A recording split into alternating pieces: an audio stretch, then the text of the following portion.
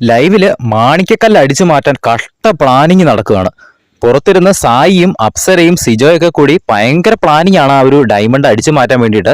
പക്ഷെ അവർക്ക് മുൻപിൽ വലിയൊരു തടസ്സമുണ്ട്. അതാണ് ജിൻഡോ. ഒരു വൻമതിലായിട്ട് ആ ഒരു ഡയമണ്ടിന്റെ സംരക്ഷകനായിട്ട് ആ ഒരു റൂമിൽ നിന്ന് ഇറങ്ങാതെ അവിടെ കാവലിരിക്കുകയാണ് ജിൻഡോ. സായി പറയുന്നുണ്ട് ജിൻഡോയ്ക്ക് ആ കല്ലിന്റെ ആവശ്യമില്ല. ജിൻഡോ അല്ലാതെ തന്നെ നോമിനേഷനിൽ നിന്ന് സേഫ് ആകുമെന്ന് ജിൻഡോയ്ക്ക് അറിയാം. അതുകൊണ്ട് തന്നെ മറ്റാരും അത് ഉപയോഗിക്കാതിരിക്കാൻ വേണ്ടി ജിൻഡോ മനഃപൂർവ്വം ആരെ കൊണ്ടും എടുപ്പിക്കാതിരിക്കുന്നതാണ്. പക്ഷെ ജിൻഡോയെ കുറ്റം പറയാൻ പറ്റില്ല.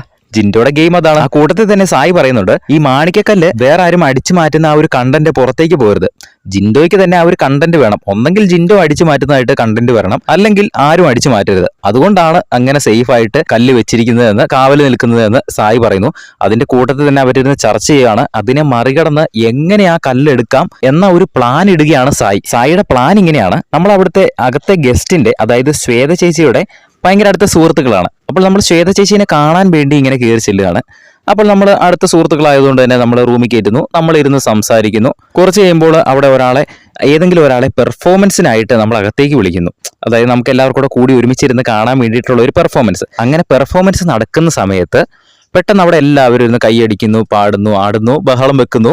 ആ ഒരു ഗ്യാപ്പിൽ നൈസായിട്ട് മാണിക്കക്കല്ല് തൂക്കുന്നു. പെട്ടെന്ന് ശ്വേത ചേച്ചി പാട്ടിന്റെ ഇടയ്ക്ക് ശ്രദ്ധിച്ച് നോക്കുമ്പോഴായിരിക്കും മാണിക്കക്കല്ല് അപഹരിച്ചു എന്ന് പുള്ളിക്കാരത്തി മനസ്സിലാക്കുന്നത്. അപ്പോൾ അങ്ങനെ നമുക്കൊരു പ്ലാൻ ഇട്ട് നമുക്ക് അകത്തേക്ക് കയറി മാണിക്കക്കല്ല് അപഹരിക്കാമെന്നാണ് സായി ഇപ്പോൾ ഇട്ടേക്കുന്ന പ്ലാന്.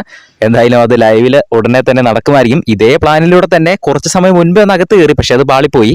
ജിൻഡോ അവിടെ തൊട്ടടുത്ത് തന്നെ അവിടെ ഒരു കസേരയൊക്കെ വെച്ച് ഡോറ് ക്ലോസ് ചെയ്തിരിപ്പുണ്ടായിരുന്നു. പക്ഷെ ശ്വേത ഇപ്പൊ പറഞ്ഞിട്ടുണ്ട് ഡോർ അങ്ങനെ ക്ലോസ് ചെയ്ത് വെക്കരുത്, അത് മാണിക്കക്കല്ല് അടിച്ചു മാറ്റാൻ വേണ്ടിയിട്ടുള്ള ഒരു ടാസ്ക് ആണ്. അതുകൊണ്ട് തന്നെ അത് ക്ലോസ് ചെയ്ത് വെക്കണ്ട. ജിൻഡോ ഇതിന്റെ അകത്ത് ഇരുന്നോ, പക്ഷെ അത് ക്ലോസ് ചെയ്ത് വെക്കണ്ട എന്ന് പറഞ്ഞിട്ടുണ്ട്. അതുകൊണ്ട് തന്നെ ഇനിയത്തെ വരവില് സായിയും കൂട്ടരും അത് ചിലപ്പോൾ അടിച്ചു മാറ്റാനുള്ള ഒരു സാധ്യതയുണ്ട്. എന്തായാലും നമുക്ക് കണ്ടു തന്നെ അറിയാം. സായിന്റെ ഒരു ബ്രില്യന്റ് പ്ലാൻ ആണ്.